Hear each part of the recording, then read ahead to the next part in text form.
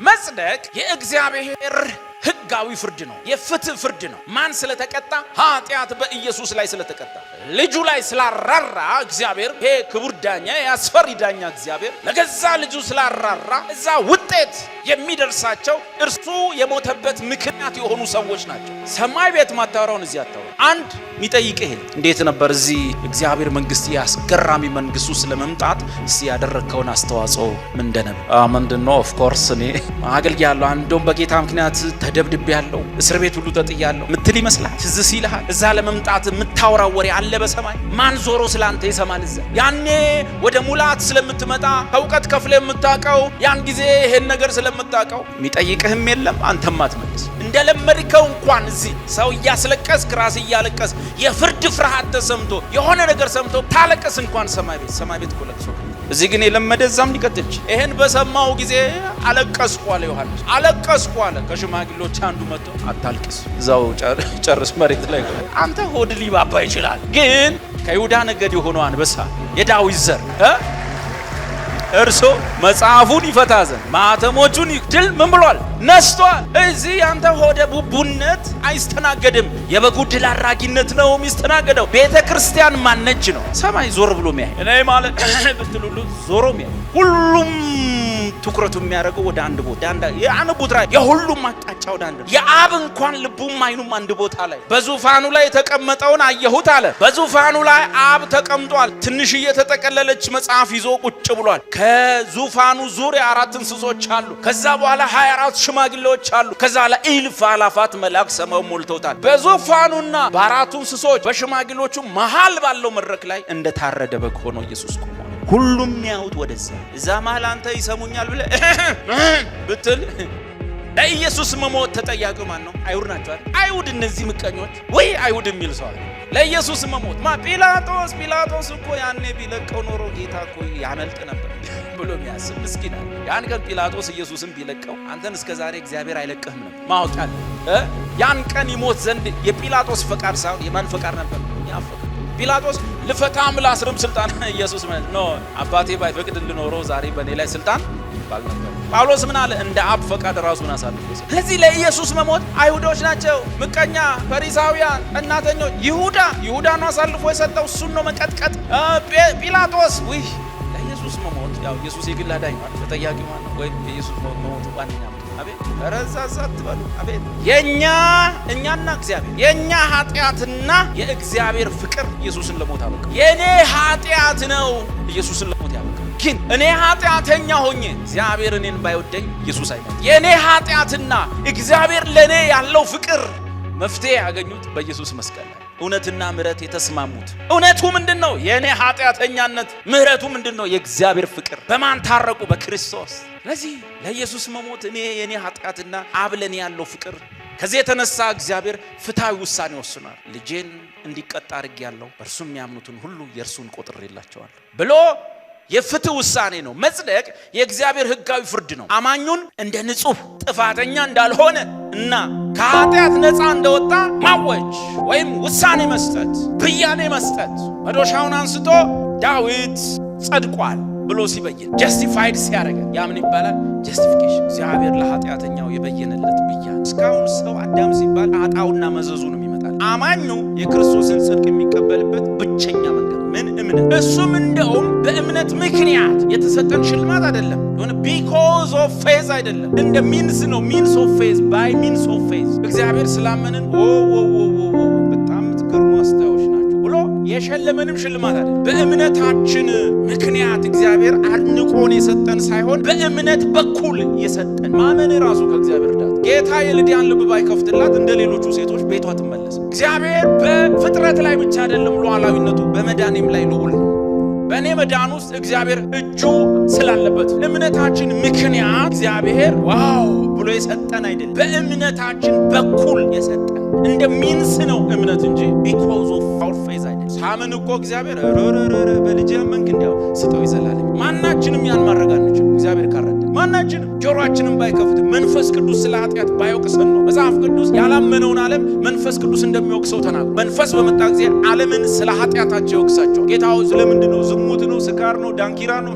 ኖ ስለ ኃጢአት ማለት በእኔ ባለማመናቸው። ስለዚህ ወንጌል ሰበክን፣ መንፈስ ቅዱስ ነገረን፣ ኃጢአተኛ መሆናችን እንድናውቅ ወቀሰን። ከዛ በኋላ ወደ መዳን መጣን። ክብር ለመንፈስ ቅዱስ፣ ክብር ለእግዚአብሔር ይሁን። ስለዚህ ማንም ሰው በመዳኑ ላይ ራሱ የሚያጨበጭብ እኔ ያለው ባጭሩ መሰላችሁ ሰማይ ቤት የማታወሩትን ወሬ እዚህ አታውሩ። ቀላል እኮ ነው። ይሄኛው ዓለም የሚመጣውን ዓለም መቅመስ፣ ቤተክርስቲያን የዛኛው ዓለም ትንሽዬ ገጽታ ነው። ሰማይ ቤት ስትሄድ ማታወራውን እዚህ አታውራ እኮ። ሰማይ ቤት አሁን እንደዚህ አድርጌ ያ ኦፍ ኮርስ ደግሞ ምንም ምን ትሉ ሰው ሰማይ ቤት ሄዳችሁ ባል እንዴት ነው ወደዚህ የመጣው ሲጀመር እዛ ማንም ስላንተ አይጠይቅም። ማንም ስላንተ መስማትም አይፈልግም። ጉራችን የራሳችንን ጽድቅ ምናምን የምናወራው እዚህ እንጨርሳ እዚሁ ተፎጋግረን እንጨርሳ። ሰማይ ቤት አንደኛ እንትን የለም ይሄ ኢንተርቪው ያደርግ ምናምን እንዲያርገ ምናምን የለም። ገና ስለ ኢየሱስ ሳንሰብክ ስለኛ ለምን ነው ምንድነው? እኔ አንተ የታወቅነ በኃጢአት ምን የነበርክ ነህ? ሙት የነበርክ ምን ነበርክ? የእግዚአብሔር ጠላት ነበር። ምን ነበር? የታወቀ ነው። እኔ ምናምን አይባልም። ክርስቶስን ነው ማውራት ያለ። ማንንም መፍራት የለበት። ስጋ ለባሹን ለምን ትፈራለህ? ብልጣብልጥነት የት ያደርሳል? የቀን ጉዳይ ነው፣ ነገር ይገለጣል። አይሆንም እንዴ! የእግዚአብሔር ልጅ የሰራውን ጽድቅ ለመናገር ምን አሸማቀቅ? እንዴት እንሸማቀቃል? ወንጌል አሁን ለኛ ይሰበክ እንዴ? እንደገና ስርጭት እንውጣ። ምንድነው ሃይማኖት? ኦርቶዶክስ ኢየሱስ ያደና ምንድነው? ጴንጤ አንተ የሚያስፈልግ አይሆን። ከባድ ነው በጣም። ሰማይ ቤት ማታወራውን እዚህ አታወራ። አንድ የሚጠይቅህ እንዴት ነበር እዚህ እግዚአብሔር መንግስት ያስገራሚ መንግስቱ ስለመምጣት እስቲ ያደረከውን አስተዋጽኦ ምንድነው?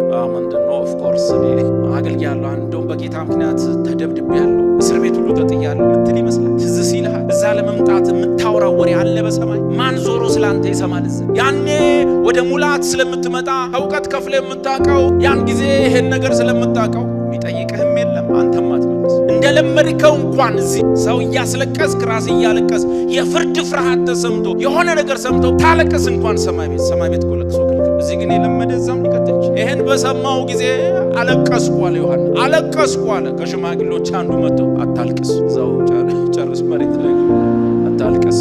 ለምን? እዚህ አንተ ሆድ ሊባባ ይችላል፣ ግን ከይሁዳ ነገድ የሆነው አንበሳ የዳዊት ዘር እርሱ መጽሐፉን ይፈታ ዘንድ ማኅተሞቹን ድል ምን ብሏል? ነስቷል። እዚህ ያንተ ሆደ ቡቡነት አይስተናገድም። የበጉ ድል አድራጊነት ነው የሚስተናገደው። ቤተ ክርስቲያን ማነች ነው? ሰማይ ዞር ብሎ ሚያይ እኔ ማለት ብትል ሁሉ ዞሮ ሚያይ ሁሉም ትኩረቱ የሚያደርገው ወደ አንድ የአንድ ቦታ የሁሉም አቅጣጫ ወደ አንድ። የአብ እንኳን ልቡም አይኑም አንድ ቦታ ላይ በዙፋኑ ላይ የተቀመጠውን አየሁት አለ። በዙፋኑ ላይ አብ ተቀምጧል። ትንሽ የተጠቀለለች መጽሐፍ ይዞ ቁጭ ብሏል። ከዙፋኑ ዙሪያ 4 እንስሶች አሉ። ከዛ በኋላ 24 ሽማግሌዎች አሉ። ከዛ ላይ እልፍ አላፋት መላእክት ሰማይ ሞልተውታል። በዙፋኑና በ4 እንስሶች በሽማግሌዎቹ መሃል ባለው መድረክ ላይ እንደታረደ በግ ሆኖ ኢየሱስ ቆሟል። ሁሉም ያውት ወደዚህ እዛ መሃል አንተ ይሰሙኛል ብለህ ብትል እዛ አበሻ አይስተናገድ። ብቸኛ አካል በኋላ ፕላስ ብሎ እንትን ፕላስ መጽደቅ የእግዚአብሔር ሕጋዊ ፍርድ ነው፣ የፍትህ ፍርድ ነው። ማን ስለተቀጣ? ኃጢአት በኢየሱስ ላይ ስለተቀጣ። ልጁ ላይ ስላራራ እግዚአብሔር፣ ይሄ ክቡር ዳኛ፣ ያስፈሪ ዳኛ እግዚአብሔር ለገዛ ልጁ ስላራራ እዛ ውጤት የሚደርሳቸው እርሱ የሞተበት ምክንያት የሆኑ ሰዎች ናቸው። ለኢየሱስ መሞት ተጠያቂው ማን ነው ብለናል ከዚህ ፊት። ለኢየሱስ መሞት አይሁድ ናቸው አይደል? አይሁድ እነዚህ ምቀኞች ወይ አይሁድ የሚል ሰው ለኢየሱስ መሞት ጲላጦስ እኮ ያኔ ቢለቀው ኖሮ ጌታ እኮ ያመልጥ ነበር ብሎ የሚያስብ ምስኪን አለ። ያን ቀን ጲላጦስ ኢየሱስን ቢለቀው አንተን እስከዛሬ እግዚአብሔር አይለቀህም ነው ማወቅ ያለብህ። ያን ቀን ይሞት ዘንድ የጲላጦስ ፈቃድ ሳይሆን የማን ፈቃድ ነበር? ያ ፈቃድ ጲላጦስ ልፈታም ላስርም ስልጣን ኢየሱስ ማለት ነው። አባቴ ባይፈቅድልህ ኖሮ ዛሬ በእኔ ላይ ስልጣን ባልነበረ። ጳውሎስ ምን አለ? እንደ አብ ፈቃድ ራሱን አሳልፎ። ስለዚህ ለኢየሱስ መሞት አይሁዶች ናቸው ምቀኛ፣ ፈሪሳውያን፣ ቀናተኞች። ይሁዳ ነው አሳልፎ የሰጠው፣ እሱን ነው መቀጥቀጥ። ጲላጦስ ወይ ለኢየሱስ መሞት ያው ኢየሱስ የግል አዳኝ ነው። ተጠያቂው ማን ነው? ወይም የኢየሱስ መሞት ዋነኛ አቤት ረዛዛት ባል አቤት እኛና እግዚአብሔር የኛ ኃጢአትና የእግዚአብሔር ፍቅር ኢየሱስን ለሞት አበቃ። የኔ ኃጢአት ነው ኢየሱስን ለሞት ያበቃ። ግን እኔ ኃጢአተኛ ሆኜ እግዚአብሔር እኔን ባይወደኝ ኢየሱስ አይሞት። የኔ ኃጢአትና እግዚአብሔር ለኔ ያለው ፍቅር መፍትሄ ያገኙት በኢየሱስ መስቀል ላይ እውነትና ምሕረት የተስማሙት በአማርኛ መጽሐፍ ቅዱስ ያው አፈር ይላል። እውነትና ምሕረት የተሳሳሙበት ቦታ ተሳሳሙ ነው የሚለው። ኪስ ይጫዝ ምሕረትና እውነት የት ጋር? መስቀል ላይ። እውነቱ ምንድነው? የኔ ኃጢአተኛነት። ምሕረቱ ምንድነው? የእግዚአብሔር ፍቅር። በማን ታረቁ? በክርስቶስ። ስለዚህ ለኢየሱስ መሞት እኔ የኔ ኃጢአትና አብለን ያለው ፍቅር። ከዚህ የተነሳ እግዚአብሔር ፍትሐዊ ውሳኔ ወስኗል። ልጄን እንዲቀጣ አድርጌያለሁ፣ እርሱ የሚያሞቱን ሁሉ የእርሱን ቁጥር የላቸዋል ብሎ የፍትህ ውሳኔ ነው። መጽደቅ የእግዚአብሔር ሕጋዊ ፍርድ ነው። አማኙን እንደ ንጹህ ጥፋተኛ እንዳልሆነ እና ከኃጢአት ነፃ እንደወጣ ማወጅ ወይም ውሳኔ መስጠት፣ ብያኔ መስጠት። መዶሻውን አንስቶ ዳዊት ጸድቋል ብሎ ሲበየን ጀስቲፋይድ ሲያደርግ ያ ምን ይባላል? ጀስቲፊኬሽን። እግዚአብሔር ለኃጢአተኛው የበየነለት ብያኔ ውጤት። እንግዲህ አንድ ነገር ተማምረን ውጤቱ ጋር ካልደረስን ጥቅም የለም። ይህም በእግዚአብሔር ፊት የአማኙን ኃጢአት እንዲወገድና በክርስቶስ ላይ ማድረግ ማለት በክርስቶስ ጽድቅ እንዲተካ አድርጓል ወይም ያደርጋል። የመጽደቅ ሐሳብ፣ የመጽደቅ ትምህርት ቁልፍ ልዩነቶች ወይም ልናውቃቸው የሚገቡ ከካቶሊክ ወይም ከሌሎች ነገሮች የምንለይባቸውን በዚህ በመጽደቅ ትምህርት ውስጥ ያሉ ቁልፍ ነጥቦች ለምን መሰላችሁ? በጌታም ከሆንን በኋላ ወንጌላውያን እምነት ውስጥ ከገባንም በኋላ ወደ እነዛ ትምህርት የመመለስ አዝማሚያና ስህተት ሊፈጠር ይችላል። አውቀን ሳይሆን በማስተዋል ሳይሆን ሳናስተዋል። ለዚህ ቁልፍ ልዩነቶችን በመጽደቅ ትምህርት ውስጥ የጳውሎስን ትምህርቶች፣ የወንጌላውያንን እምነቶች እዚህ ጋር ላሳየ። ቁልፍ ልዩነት አንደኛ፣ በስራ መጽደቅ አይደለም። እግዚአብሔር እኛን በስራ ማጽደቅ አይደለም። ይህን ስናወራው ይህ በግል የራስ ጥረት ወይም መልካም ተግባራት የጽድቅን መስፈርት ለማሟላት በመሞከር ራስን የማጽደቅ ሐሳብን ይቃረናል። የመጽደቅ ትምህርት በተለያዩ በጎ ነገሮች ራስን የማጽደቅ ጥረትን ወይም ራስን በማጽደቅ ገዳማዊ በመሆን በጎ በማድረግ ለድሆች በመርዳት እጸድቃለሁ ማለት አሁን መልካም አድርጌ ወደፊት እጸድቃለሁ የሚል የጽድቅን ቀጠሮ ይቃወም። መጽደቅ አሁን የሚፈጸም ወይም አሁን የተፈጸመ ብያኔ እንጂ ወደፊት የሚፈጸም ስለ አንድ ቦታ ሄድንና ሰዎቹ እኛን ሲያዩ ጸሎት ጀመሩ። ጸሎት ሳይሆን አሽሙ ወደ ላይ ሳይሆን ወደ ከዛ በኋላ መጸለይ ጀመሩ። አንዱ ተነሱና እግዚአብሔር ሆይ እስከ መጨረሻው የጸና ይድናል ተብሏልና፣ ለእግዚአብሔር አይደለም ለኛ፣ እኛ ድነናል ስለ እባክህ እስከ መጨረሻው አጽና፣ ከዚህ ዘመን ትዕቢት ጠብቀን። እዛ ከኛ ሽማግሌዎች አንዱ ዶክተር ዮሐንስ ይባላል። አንተኛ ሰው ገና በቀጠሮ ደህንነቱን አስይዞ ነው የሚኖረው፣ አልጠበቅንም አያንጸሉ እንደዚህ ያምናሉ ብዬ አልገመቱ።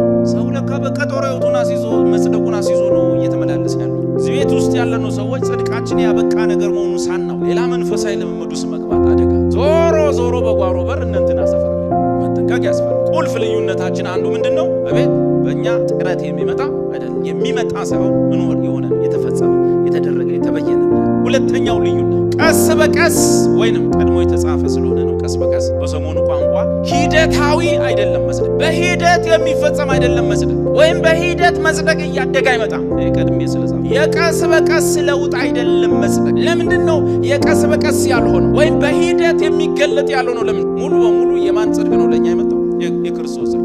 ምንድን ነው ብለናል? መጽደቅ ጀስቲፊኬሽን ነው። ጀስቲሱ ሸንጎ የበየነው ብያ ነው። ጸድቀዋል። የእኛ ወደ ኢየሱስ፣ የኢየሱስ ወደ እኛ ሲመጣ ማለት እኛ በእርሱ ቦታ ማለት ነው ሆነን የእግዚአብሔር ጽድቅ እንሆን ዘንድ ኃጢአት ያላወቀውን እርሱን ደግሞ ስለኛ ምን አደረገው? ኃጢአት አደረገው።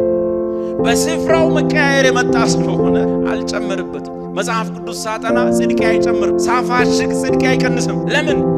እኔ ራሴ ጽድቅ የለኝ፣ የገዛ ጽድቅ የለኝ። አሁን በሕግና በነቢያት የተመሰከረለት የማን ጽድቅ ነው የመጣው? የእግዚአብሔር የራሱ ጽድቅ። ሮሜ 1 ጭልጥ ያለው አሕዛብ ሕግም ሙሴም ነቢያትም የሌሉት አኗኗሩን አየን፣ ኃጢአት ሰርቷል። ሮሜ 2 ሕግ ያለ ሕዝብ ትሆናል፣ ሙሴ ያለ ሕዝብ ትሆናል። ኧረ ተው ምእመኑ፣ ዋናው የመቅደሱ አስተማሪና ሰባኪ የምኩራቡ አለቃስ ቢሆን ሕግ ስላለህና ስለሰማ መጸድቅ መሰለህ። ሕግን በመፈጸም ማንም በእግዚአብሔር ፊት ሊጸድቅ አይችልም። ስለዚህ ልዩነት የለም። በማን? በምዕራፍ 1 አሕዛብና በምዕራፍ 2 እስራኤላዊ መካከል ምንም ልዩነት የለም። ሁሉም ምን ሰርተዋል? ኃጢአት ሰርተዋል። የእግዚአብሔር ክብር ታዲያ ምን ይሻላል? ሮሜ 3 አሁን ግን በሕግና በነቢያት መጽሐፍት ይመጣል ተብሎ የተመሰከረለት የማን ጽድቅ? የእግዚአብሔር ጽድቅ ተገለጠ፣ በቁሙ መጣ፣ ዓለም አየችው። እኛ በእርሱ ቦታ ሆነን ያዙልኝ፣ ይሄ ከባድ ቃል ስለ እኛ በእርሱ ሆነን የእግዚአብሔር ጽድቅ እናገኝ ዘንድ ነው እንሆን ዘንድ። ምን ማለት? እግዚአብሔር የሚያየን አሁን በማን ሁኔታ? በእናታችሁ ነገር እኛ በእርሱ ሆነን የእግዚአብሔር ጽድቅ እንሆን ዘንድ። የዛሬ 2000 ዓመት የእግዚአብሔር ጽድቅ ምድር ላይ መጣ፣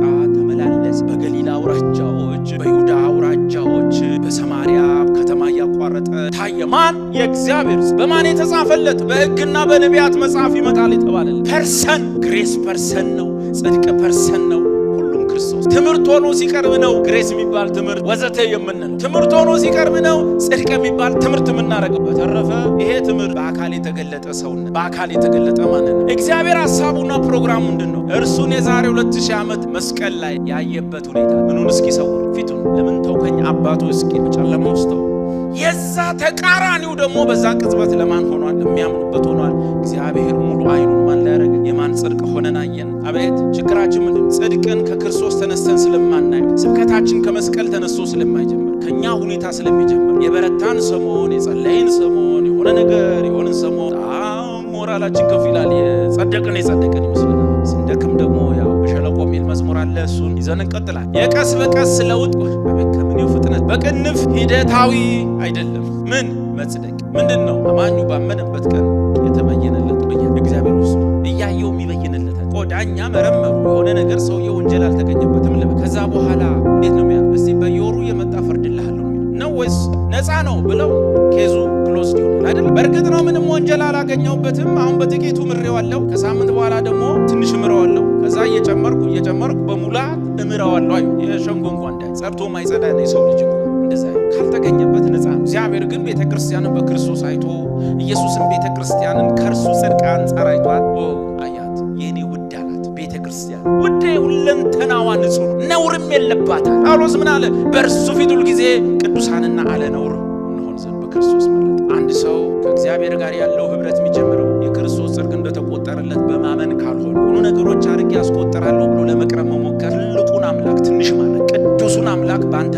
ልክ መለካት ማንም ሰው መብት የትኛውም ሰው ሚሊዮን ዓመት እድልና እንደውም እድሜ ሲጨምር ኃጢአትም እየጨመረ እኛ እኮ ሚሊዮን ዓመት ቢሰጠን በዛ የዛሬ ሚሊዮን ዓመት በሚመጣው ኃጢአትም እንፈተናል እንጂ ሌላ የሚመጣ ነገር ምንም እድል በተሰጠን ቁጥር የምንስትበት ነገር በልጅነት የምንስተው የስተት አይነት አለ። በጉልምስና አይነቱ ይለያል እንጂ ስተት አለ። በጉልምስና መልኩን ይቀይራል እንጂ አለ። ማግሌ የሆነው እንኳን መልኩን ይቀይራል እንጂ ከዚህ እስክንወጣ ድረስ። ስለዚህ መጽደቅ ቀስ በቀስ የሚደረግ ሂደታዊ ለውጥ አይ እውነተኛ እምነት ባማኙ ላይ ወደ ለውጥ የሚመራ ህይወት ቢሰጠው፣ መጽደቅ ግን ራሱ ኃጢአትን ቀስ በቀስ በማሸነፍ ጻድቅ የመሆን ሂደት ሳይሆን ቅጽበታዊ ውሳኔ ነው። ቀስ ብለን ኃጢአትን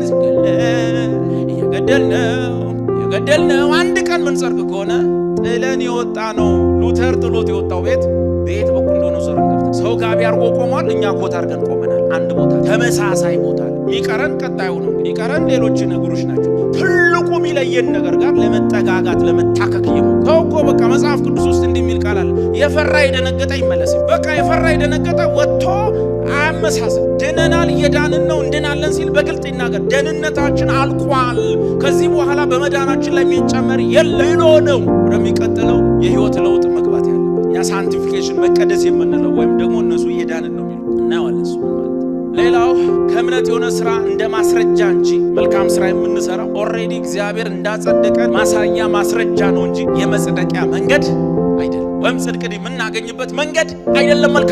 መልካም ስራ ለእውነተኛና ሕያው እምነት እንደ ማስረጃ ነው የሚታየው። ነገር ግን ጽድቅን አያስከትም ፈጽሞ። በየትኛውም ነገር ውስጥ በየትኛውም መልካም ስራ ወደ ጽድቅ አያደርሳችሁ። በመልካም ስራ ጽድቅን መፈለግ የዛሬ 2000 ዓመት እንደማያዋጣ ታውቆ ኢየሱስም የሞተበት ሐዋርያት የሚሰበኩበት ምክንያት በአንድ ጥቅስ እንይውስ። ሮሜ መጽሐፍ አውጡ 9 በሮሜ 9 ላይ በእኛና በአይሁድ መካከል ያለ እዚህ ውስጥ ያለነው ሰዎች እንደምታውቁት እስራኤላውያን አልነበርም።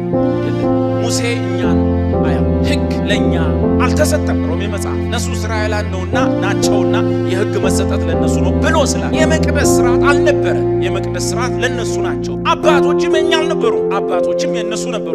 ሮሜ መጽሐፍ ላይ እስራኤላዊ የመሆን ወይም አይሁዳዊ መሆን ጥቅሙ ምንድነው ይልና በብዙ ነገር ጥቅም አለ። ቢያንስ አስቀድሞ የተስፋ ቃል ተሰጥቷቸዋል።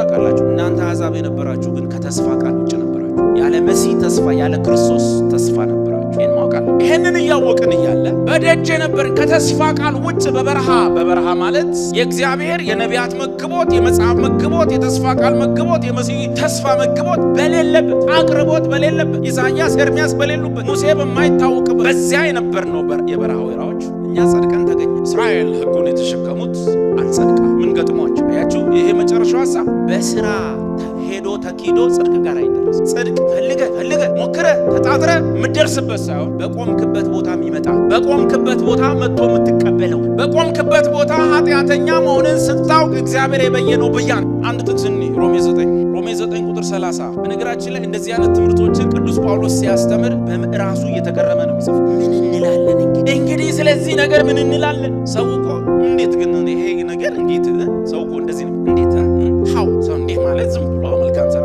ይጸድቃል። ይሄ ምንም እንደፈለጋችሁ ኃጢአት ስሩ የሚሉ አሉ ይልሃል። ወዲያ ማን ያላለ ኢትዮጵያ ውስጥ ያለ አንድ ሰው መጀመሪያ እኔን የምቃወም መጀመሪያ ቪዲዮንም ይሁን ኦዲዮን አውጥቼ እንደፈለጋችሁ ኃጢአት ስሩ ብሏል በቀለ ወንድም በቀለ ብዬ ስም ጠርቼ እኔን የምቃወም። ለምንድን ነው በጸጋ ላይ የሚዋሸው? ጸጋ ያድናል ሲባል ወዲያው በጸጋ ላይ ውሸት። ይኸው እንደልባቸው በጸጋ ላይ አይዋሽም። የፈራ የደነገጠ ይመለስ። በቃ ምንም መሃል ገብቶ ማመቻመች ምንድነው የሚባል ማመቻመች ሊበራል መሆን የለም። ወንጌል ሊበራሊዝም አይቀበል። የሰው ልጆች ሆይ ኢየሱስ ክርስቶስ በሰራው መልካም ኑሮና ሕይወቱ በሚገኝ ጽድቅ ካልሆነ በቀር በመልካም ሥራ በጾም በጸሎት ከኃጢአት ጋር በመታገል የሚመጣ ጽድቅ የለም።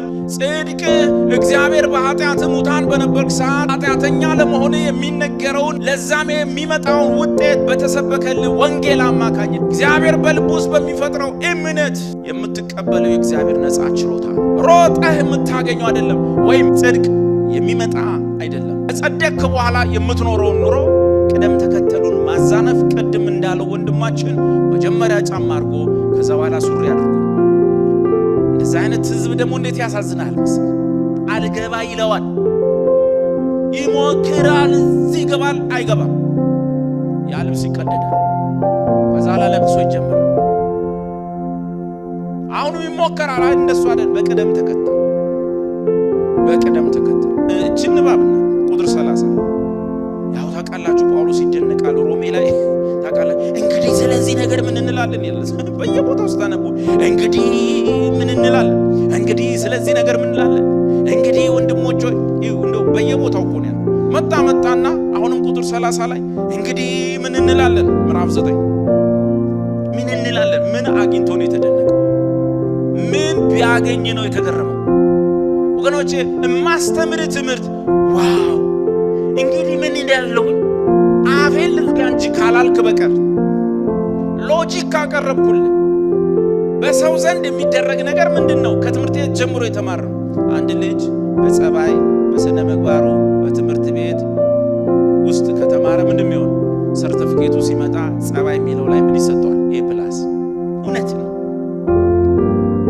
እንደዛ ነው ያደገው። የሆነ ቦታ መልካም ነገር የሰሩ ሰዎች ይጨበጨብላቸዋል፣ ሜዳሊያ ያጠልቃሉ፣ ዋንጫ ይሸለማሉ። ጽድቅ እንደዛ የሚመስለን ከዛ የተነሳ እግዚአብሔር እንደዛ ለሆኑ ሰዎች የሚሰጠው ሽልማት ያደርጉታል። ጽድቅ እንደዚህ ከሆነማ ምን ያስደንቃል? እንግዲህ ስለዚህ ነገር ምን እላለሁ? ኧረ ጉድ ነው ያስብላል እንዴ! አንድ ልጅ ጸባይ ካለው ከተሰጠው ኧረ ጉድ ነው። እንግዲህ ምን እንላለን? ለማመን ነው የሚከብደው ይባላል ወይ? አይባልም። ጳውሎስ እኮ አይሁድ በበደለኛነት አሁን አሉ። ምክንያቱ አለ እናንተ ድሮ በበደል ውስጥ ስለነበራችሁ ምህረትን አገኛችሁ። ባጭሩ በደለኛ ያልሆነ ሰው ምህረት አያገኝ። ምንም ያልበደልን ሰው ሄደ ምህረት አድርጌልሃለሁ ትለዋለህ? ምንም ያላጠፋን ሰው። ስለዚህ ምን አለ? እናንተ በበደላችሁ የእግዚአብሔርን ምህረት ተቀብላችኋል፣ እንዲሁ እነሱ ወደፊት ምህረት ይቀበሉ ዘንድ አሁን ደግሞ በደለኛ ሆኑ። እንግዲህ ስለዚህ ነገር ምን የማይሆን ነገር በእግዚአብሔር ብያኔ ሲሆን ነው ሰው የሚደነቀው። በመጽደቅ ጉዳይ ላይ ያለው ትምህርት በሙሉ እንግዲህ ምን እንላለን? እንግዲህ ስለዚህ ነገር ምን እንላለን? ዝም ብዬ በቃ እንደው ዝም ብዬ ልገረም ልደነቅ ሆ ይባላል እንጂ እንዴት ግን ሃው ይህንስ ሎጂካሊ አስበው ይባላል። ምን ይላል መጽሐፍ? እንግዲህ ምን እንላለን? ምን ተገኝቶ ነው የሚደነቀው? ምን ተገኝቶ? አስቡት። አርግ፣ አታድርግ፣ ይሄን ፈጽም፣ ይሄ የበዓላት የሴርሞኒ የጾሙ የጸሎቱ በመቅደስ መትጋቱ በቀን ሰነፉ 3 ጊዜ ጎበዙ 7 ጊዜ የሚጸልይበት የሚጾምበት ሃይማኖት እዚህ ጋር አንድ አምላክ ጀሆቫ፣ አንድ አምላክ ያህዌን የሚያምን ነቢያት ያሉት መቅደስ ያለው ሃይማኖት የአብርሃም ልጆች እዚህ ጋርስ ወደ ገዛ መንገዳቸው ይሄዱ ዘንድ እግዚአብሔር ተዋቸው የተባሉ አለሰ ጳውሎስ እንግዲህ ስለዚህ ነገር የሆነ ነገር ገብቶት ተገርሞ ሆ እንደማለት ምን እንግዲህ ምን እንላለን? አንድ መገረም ነው። አንድ ጥያቄ ማንሳት አንችልም። ሆ ብለ መገረም ነው። ቀጥሎ ደግሞ እንግዲህ ምን እንላለን ማለት ሄደ እንኳን አቤት ማጥሩ ይሄ ነገር ግን ፌር ነው እግዚአብሔር ማለት ይሄ ትንሽ ላቁ አይመችም ማለት እንኳን አትችል። እንግዲህ ምን እንላለን? ዝም ምን ተገኝቶ ጽድቅን ያልተከተሉት መከተል የሚለውን ያዙ። እንደዚህ ያሉት የተራመደው የት እንደሱ የትም አደርስ። እንግዲህ ምን እንላለን? ጽድቅን ያልተከተሉት አሕዛብ ጽድቅን አገኙ። ይህን ሁላችሁ ምታቁት። እኔ ማቀው የሆነ ነገርን ለማግኘት ስትከተለው ያዘው ያዘው ያዘው ተብሎ ሚያዝ ሌባ ጽድቅ ይሰማናል። ጽድቅ እንደሱ አታገኙ። እነዚህ ግን ጽድቅን ምን ያላሉ ያልተከተሉ በሂደት ነው ወደፊት ነው ብሎ ነገር ጽድቅን በተመለከተ ቅድስና የሚባለው ጋር ስንደርስ እናያለን። እሱም ቢሆን መጽሐፍ ቅዱሳዊ ትምህርት ጽድቅን ያልተከተሉት ማለት ምንድን ነው? ምንም ሕግን አርግና ታርግን በመጠበቅ ምናምን ጽድቅን አልፈለጉትም። በቃ አሕዛብ ናቸው። ወደ ገዛ መንገዳቸው ሄዱ ዘንድ እግዚአብሔር በቀደመ ዘመን ተዋቸው የተባሉት። ነገር ግን እግዚአብሔር ከሰማይ ዝናብን እያዘ